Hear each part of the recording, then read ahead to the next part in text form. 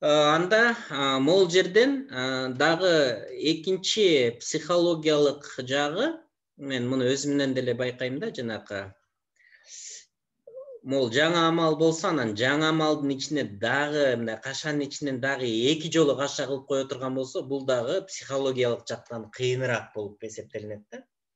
Эсеп өзү жеңил болсо деле, бирок ушул эки кашанын ичине киргизип коюу бул өзү эле эме экен да, психологиялык татаал окуучуга кыйын болуп кетет экен. Анын үчүн демек окуучуларга ушундай эсептерди кичине кашанын ичине кашаны киргизип койгон эсептерден кичине көбүрөөк берип машыктырып коюшубуз керек да. Анан окуучулар көнүп калгандан кийин уже мындан коркпой калат. Анан алар кичине эле коркуп кете турган болсо, анан убакыт да кысып атат, 30 эле мүнөт берип, анан 5 мүнөт калды, давайте деп теги жактан шаштырып аткан болсо, анан туура эмес белгилеп алат да. Өзүңөр деле байкасаңар керек, жылда деле мисалы үчүн отличница окуучуларыңар кирип чыкканда,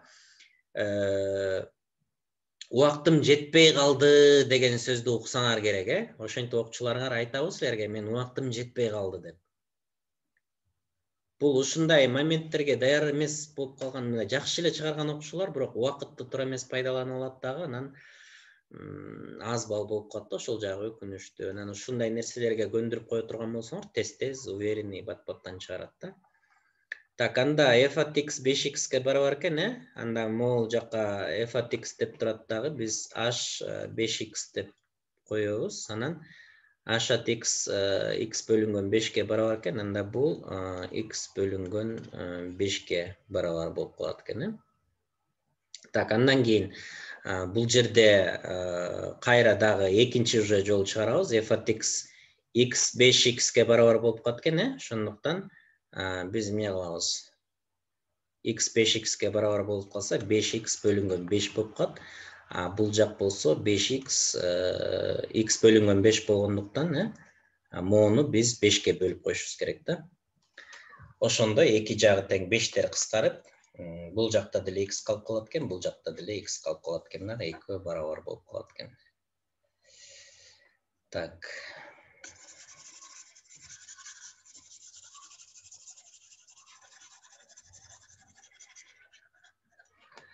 Уланталы анда, демек биринчи бөлүмү бүттү. Бүткөндөн кийин окуучуларга кийинки бөлүмүн ачыкла дейт дагы, 1 саат убакыт берет. 1 саат убакыт бул жерде уже мурунку жакка кайра кайтып келгенге болбойт да. То есть уже окуучулар эгерде бул бетти ачкан болсо, анда убактысы бүткөн болсо, мына бул жерде да токтоңуз деп турат, анан кайра бул бөлүмдү ачканга болбойт окуучуларгачы. Кээде кээ бир окуучулар дагы түшүнүп алыптыр, бир баракты бүткөндөн кийин экинчи баракты ачса, кайра барактан кайтканга болбойт экен деп да туура эмес түшүнүп алгандар бар. Биз ошону туура жеткирип түшүндүрүшүбүз керек окуучуларга. Бирок ошентип түшүнүп алышат да, бирок баары ача берет алар, ачпа десең делечи. Бирок ал жагынан проблема деле болбойт болуш керек. Так, анан жөнөкөй эле мисалдар берилет, ооба. Так, анан бул жагы эми түшүнүктүү эле, Так. Графиктер боюнча 32-33 тапшырмаларды мисал үчүн карайлы. Так, могу жерден деле түшүнүктүү болгон менен бизге түшүнүктүү болуп атат да, бирок окуучулар үчүн демек баягы ондук бөлчөктөрдү кошуу жана кемитүү темасын жакшылап ага дагы көңүл буруш керек экен. Мисалы үчүн ондук бөлчөктөрдү көбөйтүү, баягы белгилер бар го, терс санды терс санга көбөйтөт. Анан окуучуларды негизи эле сурасаңыздар, түшүндүңбү десе, ооба түшүндүм дей берет, анан практикага келгенде кайра эле жок болуп калат. Анан ошол себептен мен акыркы мезгилде ошо түшүндүңбү деген сөздүн өзүн деле көп колдонбой калдым да, себеби ошол бир 4-5 ай мурун жаңы бир илимий изилдөөлөрдүн немесин менен тааныштым эле, эме дейт.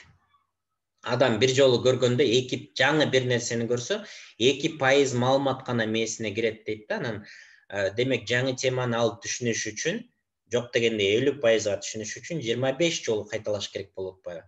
Анан ошондо окуучуларды 25 жолу кайтала десең, кайталаганы деле бар, анан кайталабайт деле аларчы.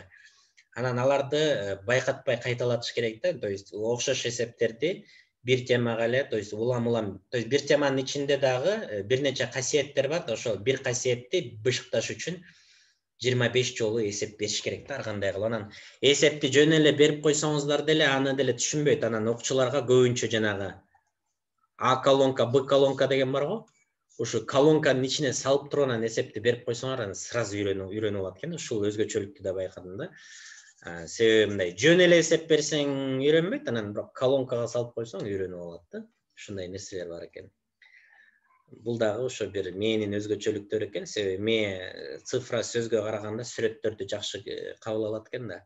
Анан могу графиктер боюнча бул жер азыр мына 32-33кө чейинки суроолор төмөнкү графикке тиешелүү дейт. Анан 2 суроо, бирок көбүнчө графикке 4 суроо берилет.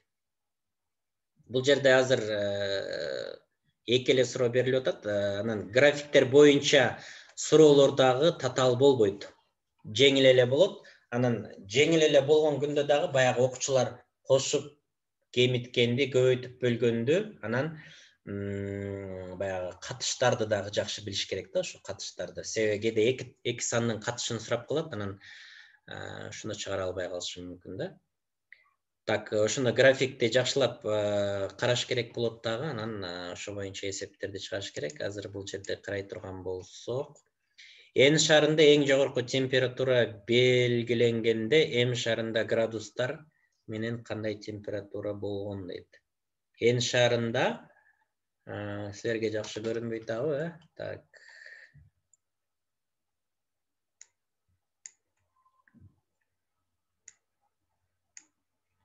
Ошондо графикти карай турган болсок, бул Н шар экен.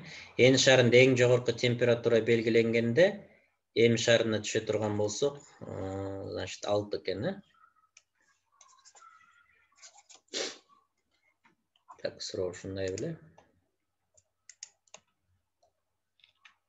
6 мына. Н шарында эң жогорку температура болгондо, М шарында 6 градус болгон дейт. Анан кайсы убакытта эки шарда тең бирдей температура болгон дейт. Ошондо бул баягы координаталар боюнча эле эсеп болуп калды да бул. Ошондо эки баягы сызык кесилишкен чекитти ала турган болсок, кайсы саатта дейт. Могу жер 12 болуп турат, азыр жакшы көрүнбөй атат го силерге. Бул жер 14, 13 экен, Ушундай эле суроо. Анан неме окуучуларга демек ушул жеңил эле болсо делечи, ушуну деле таба албай атат да эми көбүчү. Анан муну баары үйрөтүшүбүз керек болуп атат да, мына ушуларды үйрөтүшүбүз керек. Мына ушинтип табасыңар, өзүңөр деле графиктерди түзүп койсоңор болот, мындай кылып эле анан үйрөтсөңөр болот экен. 34-үнчү мисал бурчтарга тиешелүү, бул дагы классикалык мисалга кирет. Жылда кезигет. Бул баягы бурчтардын касиети. Ошондо муну эң оңой үйрөтүү жолу мындай болот да. Бул 2 М менен пи параллель болсо, бир түз сызык кесип өтсө 8 бурч пайда болот. Анан 8 бурчтун аттары бар да, анын баарын үйрөтпөй эле 2 түрдүү эле бурч пайда болот. Чоң бурч пайда болот, анан кичинекей бурч пайда болот деп эле үйрөтсөк болот да, мына. Чоң бурч, кичинекей бурч. Анан бардык чоң бурчтар бири-бири менен барабар, бардык кичинекей бурчтар бири-бири менен барабар. Чоң бурчка кичинекей бурчту кошсок 180 градус болот деп эле ушуну үйрөтүп койсоңор оңой эле үйрөнөт. Ушинтип үйрөтсөң, анан баягы карама каршы жаткан бурчтар, анан окшош бурчтар, анан жандаш бурчтар дебей эле ушинтип эле үйрөт. Бирок жандаш бурчтарды негизи үйрөтүш керек. Бул экөө бири-бирине жандаш болот 180, себеби кээде сызыкты бербей туруп жандаш бурч деп айтып коюшу мүмкүн. Анан бирок калган карама каршы жаткан бурчтар анан деп аларды көп сурай бербейт. Ошо чоң бурч, кичинекей бурч деп эле түшүндүрүп койсок болот экен.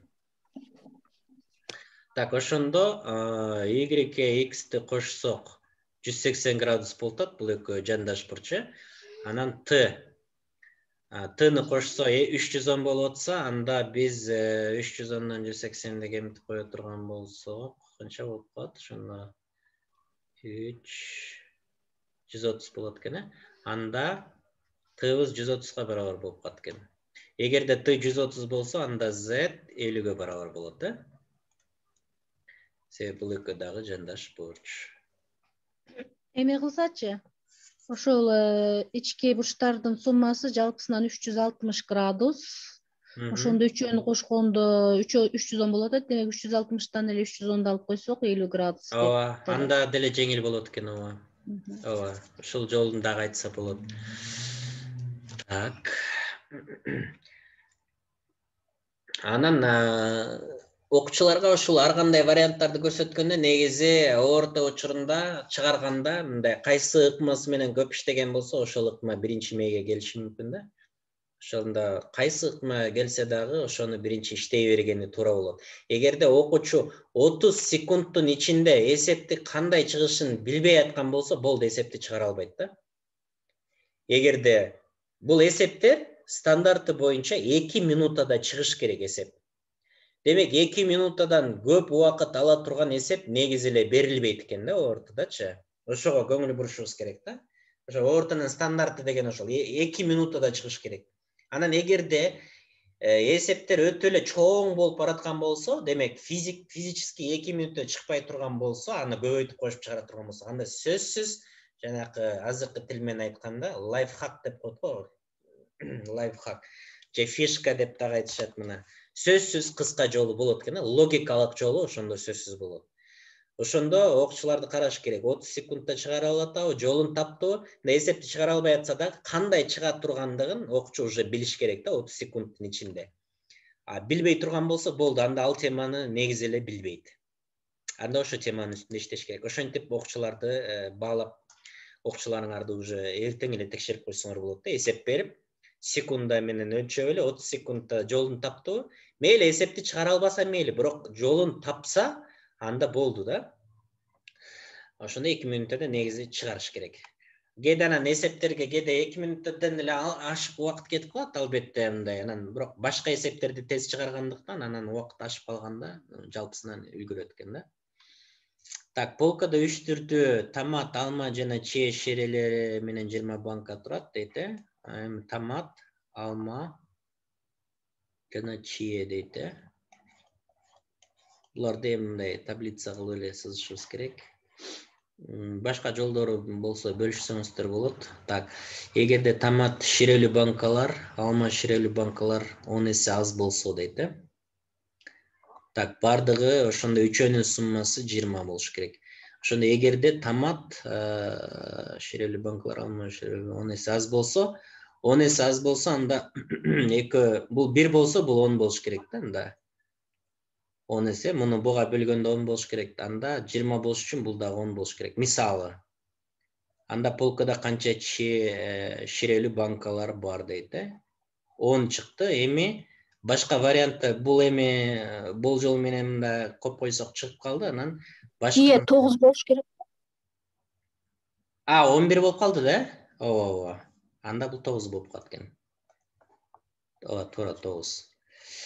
Анда 9 экен. Анан башка вариантты текшерсек, могул жерге биз эң биринчи кичинекей 1 деген цифраны бердик да, эми 2-ни бере турган болсок, бул 10 эсе боло турган болсо, анда бул эмне болуш керек? 20 болуш керек да, анда уже чыкпай калды. Демек, анда биз биринчи берген вариантыбыз эле туура болуп калды да. Так, комментарийлер. Ооба, запись болуп атат, буюрса жөнөтөбүз. Бүгүн ошондо сразу 3 сабак болуп калат экен, 3 сабак өттүк. Негизи ошол аз жарым саатта да бүтөбүзбү, көрөлүчү. Мен 60 эсепти чыгарып бүтөбүзбү деп ойлоп атам. Так, анда кайра модулдардын касиеттерин сурап атат мына. Демек, x минус 5 болсо, анда бул жака минус 5 деле коебуз, ооба, 5ти 2 так кошсок 7, анан 7-ни 3кө көбөйтсөк 21 чыгат, демек плюс 21 экен. Так, бул элементарный эле болуп калды. Так. Минус 5 минус 5 да, x. Анан плюс 2 болгондо туура болбойт да, 7 чыкпайт. Туура болбой калды, ооба. 3 болуп калганда бул 7 болуп калды. Бул 7 болуп калат экен. Ооба. Жакшы болду. Так. Кээде үстүртөдөн ушинтип чыгарып кетсең, ушундай болуп калат да. Ооба, баса ушуну дагы айтып кетишим керек. Себеби кээде эме болуп калат го. Аябай эле эсеп чыгарып, өзүнө да слишком эле ишенип кетип, анан жана үстүртөдөн мындай жеңил ойлуу карап койгондо болбойт да. Бул дагы жана эмеге адамдын уже ички баягы жана эго деп атпайбы, эгонун айынан Г варианты туура белгилеп коет, анан өзүнө эле аябай ишенип кетсе дагы, анан то есть ошон үчүн баары бир мындай эме болуш керек да, ар бир эсепти серьезный карагыла балдар, слишком өзүңөргө да ишенибей эле мындай трезвый караш керек, шашпагыла деп үйрөтүшүбүз керек да. Ушунун айынан деле мындай 3-4 балл кетип кала турган болсо, ошол чечүүчү болуп калат да. Чечүүчү болуп калат. Так, эгерде китептин кошуна 2 бетинин номерлеринин көбөйтүндүсү 156-га барабар болсо, анда бул беттердин номерлеринин суммасы төмөнкүгө барабар болот дейт.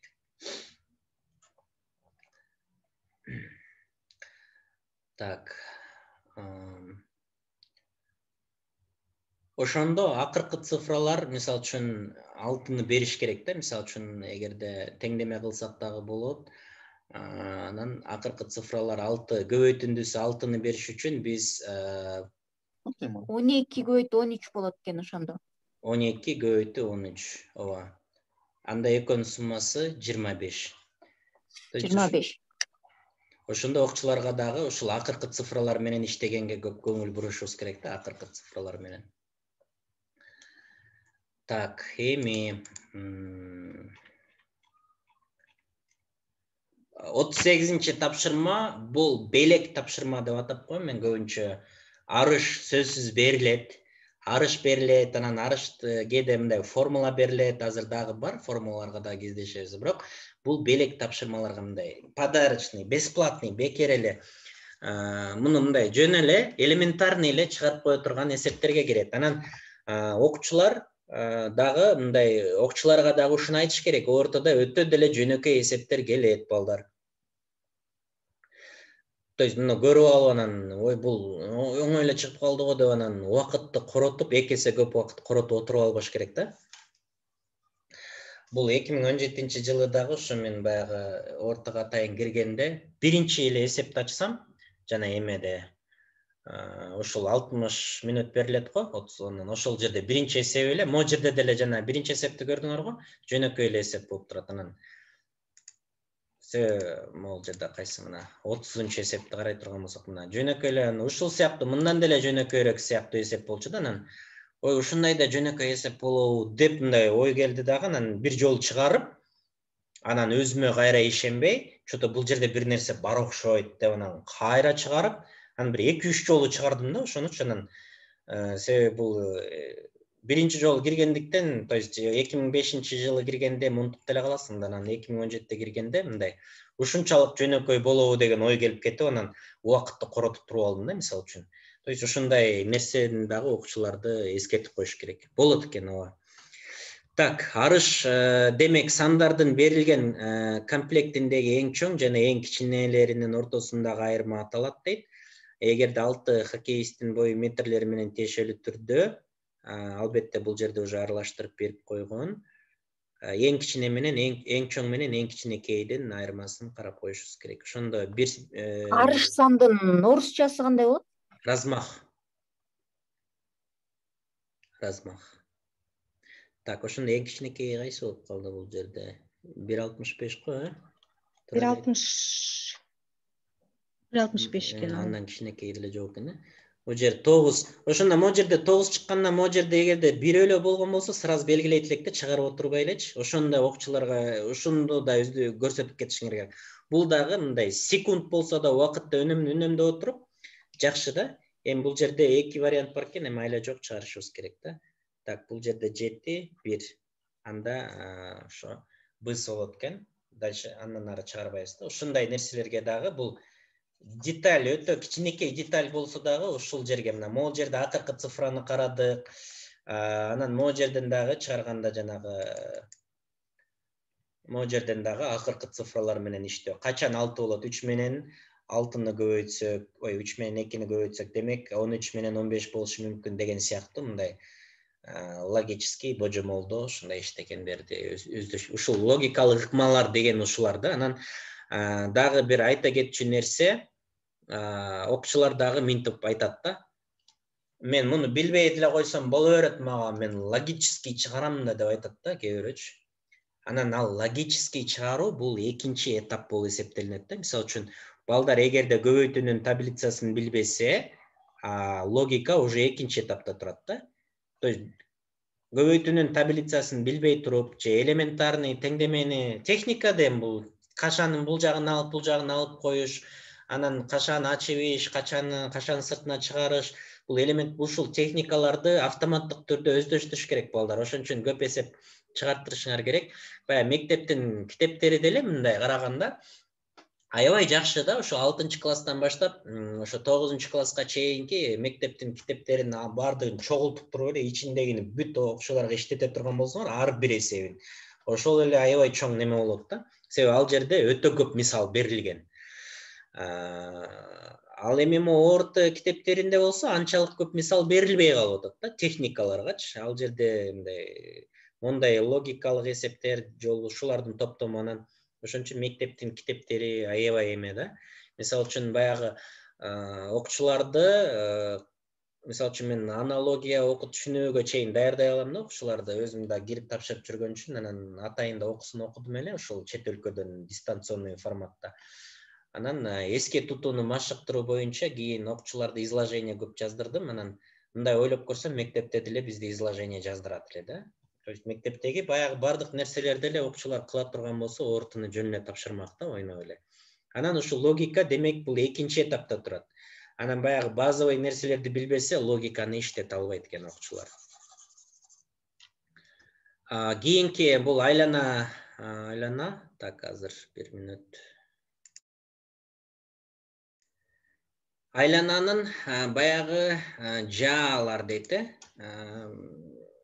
Мол жана n менен p'ге чейинки мол сектордун формуласы, жаанын узундугун табуу формуласы, айлананы негизи толугу менен жакшылап үйрөтүшүңөр керек.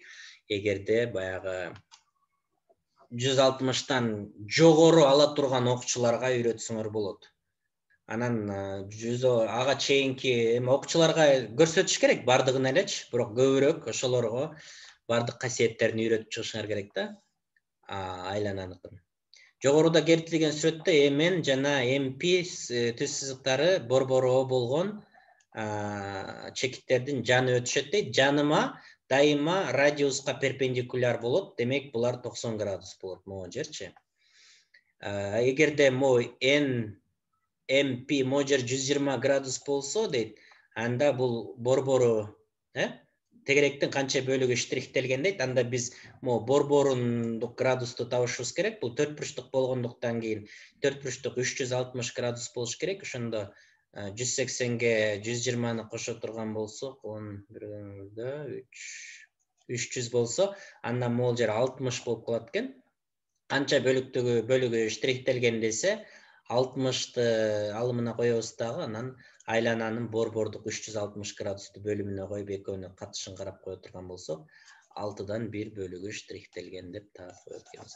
Бул жерден эми кичине көбүрөөк теорияны билиш керек да. Жаныма анан бул жерден дагы айта кетчү нерсе, могул нерсени да аябай көп сурайт да ортоданчы. Классикалык мисал мындай. Могул дуга деп коет, бул кыргызчасы жа. Ушу n менен p могул жердин градусу борбордук градуска барабар болот. Анан любой бир чекитти алып, ушул эле чекиттер менен туташтыра турган болсок, борбордуктан 2 эсе аз болот да. Анан ушуну дагы жылда ортуда сурайт. Могул жерде андай мисал бар бекен, аз көрөбүз, барбы жокпу, бирок жылда бар да, ушул нерсени дагы сөзсүз үйрөтүшүңөр керек да. Башкасы калып кетсе дагы мына ушуларды дагы өзү себеби кездешет. Ортодо мына ушу темалар көп кездешип атат. Ошол айлананын ичинен дагы ушул эмеси касиетин көбүрөөк сурайт, ушундай да. Так, 40-чы мисал. 22-14 А удалаштыгынын ар бир кийинки мүчөсү мурдакы мүчөнүн бирге кемитилген жарымына барабар болсо, анда канчага барабар дейт. Бул эми логикага берип атат. Ошондо бирге кемитилген жарымы дейт. Ошондо бирге кемитилген жарымына барабар болсо, муну 2ге бөлсөк 11 болот да. 11'den 1'de kemitip koysak 10 bolup kaldı. 10'da 2'ye bölsek 5, 5'ten 1'de kemitsek 4, 4'te 2'ye bölsek 2, 2'den 1'de kemitsek 1 bolup kalat eкен. Бул мына эми логикага, түз логикага, анан окуу жана түшүнүүгө багытталган эсепте. Себеби мону окуп, окуучу түшүнүп, анан баягы техниканы колдонуп ийиш керек болуп атат. Мына эми кайра эле координаталар түз сызыгына келип калдык. X, O, Y ушуга көбүрөөк көңүл бургула. Баягы биринчи чейрек, экинчи чейрек, үчүнчү чейрек, төртүнчү чейрек же квадрант деп айтылат, чейрек квадрант. Бул жакта x плюс плюс, бул жакта там плюс минус, анан бул жакта минус минус деген сыяктуу бардык касиеттерин үйрөтүп койсоңуздар жакшы болот. Себеби мындай эсептер берилип калат да, мисалы үчүн точкаларды берет дагы, мына CD, анан n дейт дагы, анан бул жакка CD-нин көбөйтүндүсү, анан mn-дин көбөйтүндүсү деп сурап коет. Ошондо то есть мисалы үчүн CD-ны бияка алып коелу да. Ошондо бул жер экөө тең көбөйтүндүсү оң сан, мунуку терс сан болот дагы, анан бул жак чоң. Даже булардын координатасы берилбесе дагы ушул оң сан, терс сан деген сыяктуу касиеттерди, анан могул жер плюс минус ушуларды сурап көп сурайт экен. Эгерде жогорудагы сүрөттө келтирилген x, y тик бурчтуу координаталар системасында m чекити 2,3, анда бул x-тин мааниси болуп калат да 2,3. Анан 2,1 болсо, так, m-дин координата, n-дин координатасын тапкыла деген, анда n-дин координатасы сөзсүз эң биринчи 2,3-төн чоң болуш керек. Так.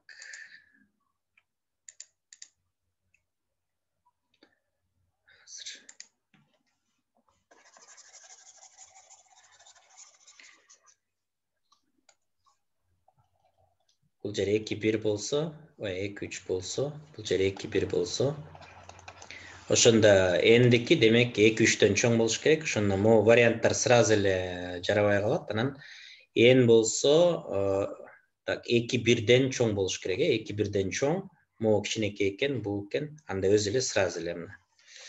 То есть окуучулар ошентип координатаны шакылдатып, туура жоопту мындай тез иштегенди билиш керек. Ошондуктан координаталарга көбүрөөк көңүл бургула. Азыр башынан бери эсептеп келе турган болсок, координаталарга деле көп эле эсеп болуп калды, үч бурчтуктарга көптү көрдүк, көп эсепти. Андан кийин могул касиет, бул дагы даражалардын мындай даражаларга ушул дагы бул классикалык эсеп болуп эсептелинет. Ушул касиетти сурап сөзсүз эсеп болот экен.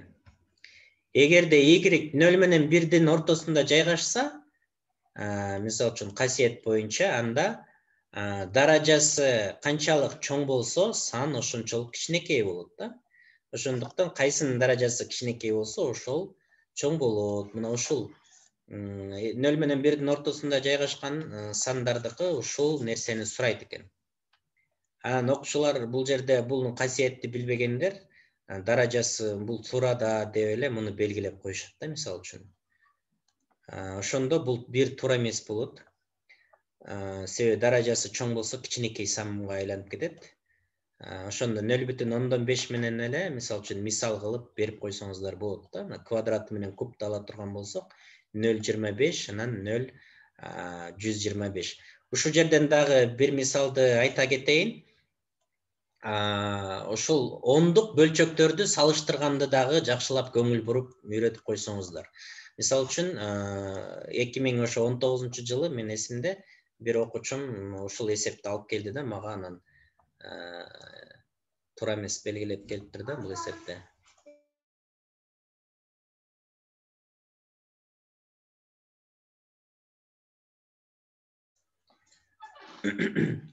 Бул азыр бир мүнөт. Ондук бөлчөктөрдү салыштырганда, ошону мисалы үчүн биринчи бүтүндөрдү салыштырабыз, андан өтүрдөн кийинкини салыштырабыз, анан 1 0-дөн чоңбу, демек бул жак чоң. Ал болсо ойлонуп алганда эми 101 анан бул жер 11 деп анан акырында 0 деле жазып койсо болот. Ошол нерселерге окуучулар кармалып калат да. Ана элементарный ушундай жерлерден эле балдарын алдырып эле эме кыла беришет да. Жөнөкөй болгону менен унутуп кала берет да балдарчы эң жөнөкөй нерсени, анан бал ала албай калышат да. Демек бул туура эмес болсо, бир катышкандын бардыгы эле туура эмес болуп калат, Так. 0 квадрат 0дөн чоң болот, ооба сөзсүз 3 туура. Анан бул бирден чоң боло албайт. Значит, 2 дагы катышкан болбой калат экен, анда 3 гана эле болуп калат экен. Макулсуздар,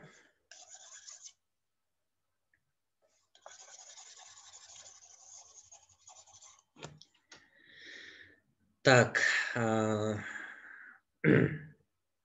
44-тү көрсөтүп, так 44-тү иштейли, анан суроо жоопко өтсөк, 44-45-ке чейин иштейли, анан суроо жоопко өтөлү. Эгерде 1/2 робот 3 саатта 30 деталь жасаса, так, жумушчу убакыт, анан так, производительность, так, жумуштун өзү деп коелу, жумуш. Мындай кылып карайбыз дагы. 3 робот 30 мүнөттө. Жок. Так, эгерде 1/2 робот экен. 2 робот 3 саатта 30 деталь жасаса, анда ошондой эле 6 робот 12 саатта канча деталь жасайт дейт. Ошондо могу барабар факторлордун ортосундагы барабар болсо, мисалы үчүн могул экөөнүн ортосу түз катыш болот. 2-ни 3кө көбөйтсөк 6 болот. Ошондуктан биз 30ду дагы 3кө эле көбөйтүп коюшубуз керек бул жактан. Анан 12-ни 4кө 3тү 4кө көбөйтсөк 12 болот, Ошондо муну дагы 4кө көбөйтөбүз. Ошондо 4 жөрдө 360 деталь болот экен. Ушул катыштар ыкмасы менен чыгарганды үйрөтсөңүздөр, ушундай детальдар, роботтор дегендер келет. Так, анан жана бүтүн оң сандар дейт. Бүтүн оң сан экен. Эгерде Б'дан чоң болсо дейт. Анда төмөндө келтирилген туюнмалардын кайсынысы оң боло албайт дейт. Так, оң сан болсо, могул оң болот, бул оң болот сразу эле. Анан уже могуларды эсептеп коюшубуз керек болот экен. Так, Б'дан чоң болсо, бул деле оң болот. Демек, 3 тең келбейт экен, эми жана Б'ны эсептеп коюшубуз керек, Так, муну эсептеп коебуз, буюрса анан суроо жоопко өтсөк, 6 минутта убактыбыз калды. Ушул ОРТ боюнча, жалпы эле ОРТ боюнча суроо жоопко өтсөк. Суроолоруңуздар болсоңор берсеңиздер. Бүгүнкү семинарыбыз 60-чы суроого чейин тең эле карабайлыбы? Бирок ошо саат эмеге чейин болчу, 6-га чейин үлгүрбөй калдык да. Мен бул ушундай тесттин бир вариантын силерге мен группага жөнөтүп коеюн, анан полностью эме кылсак болот да. Азыр уже убакыт болуп калды, дагы сабактарыбыз бар эле саат 6-та. Суроолоруңуз болсо, орто боюнча берсеңиздер. Варианты бар болду экен. Ооба, мен электрондук варианты бар. Так, бунуку эмес, мен башка ботто бизде бар, мен силерге ссылка жөнөтүп коем. Окуучуларга арналган балчы, жанагы окуучуларга кайрыла берет, жана автоматически. Бирок тесттин өзүн колдонсоңуздар болот. Тапшырып көрүп, результаттарын көрүп, анан окуучуларга да берсеңиздер болот. Мен азыр сабактан кийин группага жөнөтүп коем. Рахмат. Рахмат. Сунуштарыңыздар болсо да айтсаңыз болот. Сизге ийгилик каалайбыз. Өткөрсөңүздөр болобу? Дагы өткөрсөк сүйлөшүп көрүшүбүз керек да, эми кандай форматта өткөрөбүз. Көбүнчө эми бул бардык эсептерди, мисалы үчүн силер жөнүнө чыгарып коесуздар, баарбирчи. Анан өткөндө биз баштап мынан кандай кылсак экен деп офлайн кылалыбы деп, анан бирок офлайн кымбат болуп калат экен. Анан ОРТ ЦОМОнун өзүнүн дагы адистери да келет экен, анан бирок алар 80 катышуучу болсо келет экен да. Анан ошол себептен кайра биз онлайн форматта эле бул сразу 2 сааттан убакыт бөлүп тажрыйбабыз менен бөлүшүп коелу деп анан уюштурдук эле да ушу саатка. Кымбаттуусу деле оффлайн болсо болбойбу? 80 мугалим катышыш керек экен да. Эгерде көрөбүз, сурамжылоо кылып, эме кылып көрөлү, анан дагы байланыш алып, болсо келип берсе, сразу 2 күндүк тренинг өтүлөт дагы, анан сертификаттарды да аласыздар да сразу. Окуучулардын өздөрүнө өтсө болобу? Окуучуларга биз азыр өтүп атабыз, окуучуларга биз болсо сразу эсептерди чыгарып берип, группа ачып койгонбуз, бесплатный жана ал группалардын дагы ссылкаларын жөнөтүп коелу, окуучуларды да кошуп койсоңуздар болот. Мен күндө кечинде ушу чыныгы тесттерди да чыгарып берип атам. Так, кагазга чыгарып окуучулардын тест алганга ылайыктуу электрондук варианттары дейт. Тест алганга бизден ошо Нарындагы Мерим Талайбековна биздин координатор бар. Буюрса ушул жакын арада директорлор менен да сүйлөшүп атат, тесттерди өткөрүп берели деп. Анан ошо тесттерди өткөрсөк, анан алардын бардык чыгарылыштарын дагы видеого чыгарып бөлүшүп беребиз да. Мугалимдерди окутуу боюнча негизи бизде ошол даярдап окутуп жүргөн мугалимдер бар. Анан бирок кичине кечирээк болуп калат экен. Азыр мугалимдерибиз дагы ошо эме бошобой, анан ошол өзүм атайын тажрыйбам менен бөлүшөйүн деп. Окутсак ушундай форматта кете берет да, эгерде боло берет десеңиздер, ушундай кылып окутуп берсек да болот. Бул формат деле жакшы экен, бирок оффлайн болсо жакшы болот. Ооба. Оффлайн ооба. Сүйлөшүп көрөбүз, буюрса анан уюштурганга аракет кылабыз. Бирок ошо кайсы убакыт экенин точно айта албай калабыз. Бирок негизи баары бир кечирээк болсо деле негизи өткөрүп койгонубуз жакшы болот го дейм. Балдардын ички нового барып атышпайбы? Бул жакта ушул Сома тарабынан өткөргөсөн барбы окуу? Ооба, Сомо, балдардыкы, жок, Сомо өзү окуучуларды даярдабайт. Себеби алар өзүлөрү тест өткөргөн үчүн, алар министерствонун алдында, алар дагы анан мындай эме болуп калат да. Как бы өзүлөрү өткөрүп тест анда бүт окуучулардын баары аларга барат да, бизнеске айланып кетет деп анан атайын кылышпайт да. Нового бара бергенибиз туура эле да, балдарды жибере берсек. Ооба, эми жок болсо, жоктон көрө жогору деген ооба бара бериш керек. Ооба, окуулар жакшы, мына Нового жөнөткүлө.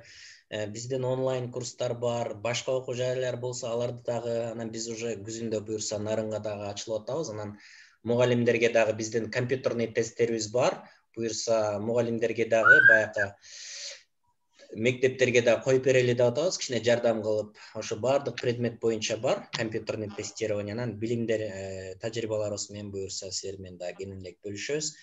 Сиздерде даярдаган окуучулардын алды канча балл алышты дейт. Өткөн жылы болду, алтын сертификат алды бизде эң алды. Ага чейин ошо 209 баллга чейин жеттик эле окуучуларыбыз. Былтыр алтын сертификатка чейин жеттик, 226 балл. Кыргызстан боюнча алтынчы эмес дагы элинде. Балыкчыга болбойбу? Балыкчы негизи любой балыкчы, каракол же болбосо талас любой жерге уюштурса болот негизи. Анан жанагы окууну өткөрүү боюнча, анан жанагы мугалимдердин санын жетиштүү түрдө болуш керек экен да. Бул жерде өзлөрүнүн талаптары бар да. Убактыбыз бүтүп калды. Көңүл бурганыңыздар үчүн чоң рахмат. Мен видеолорду запись кылдым, анан группага бөлүшүп коеюн. Дагы кеп кеңештер, суроолоруңуз болсо, группага жазып койсоңуздар болот. Рахмат.